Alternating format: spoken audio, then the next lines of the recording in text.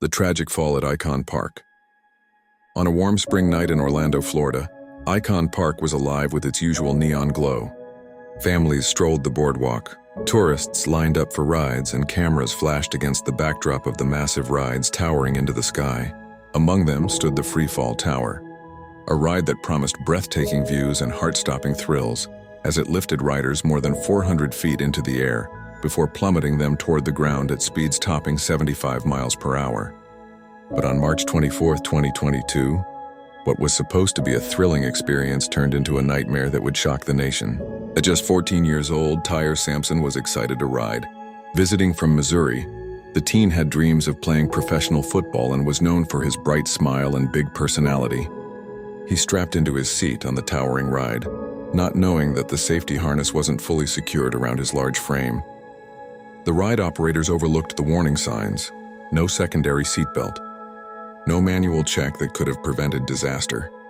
As the ride ascended into the night sky, Tyre laughed with the other riders. From the top, the view stretched across Orlando, glittering lights, distant highways, and theme parks glowing like jewels. Then, with a rush of air and mechanical force, the FreeFall Tower released. The group of riders screamed as they plunged, but in a split second, those screams turned to horror. Tyre slipped from his seat. Onlookers gasped as he fell from the towering structure, hitting the ground with a sickening finality. Chaos broke out. The screams from the ride were replaced with panicked shouts, people rushing to help, others frozen in disbelief. Cell phone footage captured the unthinkable, video that would spread across social media within hours, sparking outrage and grief across the country.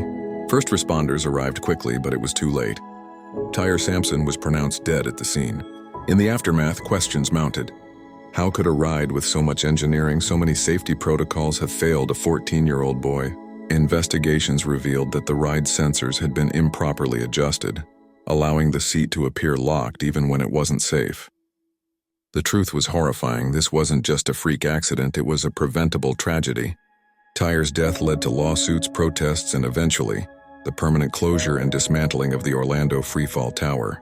The ride that once stood as the tallest freestanding drop tower in the world became a symbol of negligence, a towering reminder of how quickly thrill can turn into tragedy.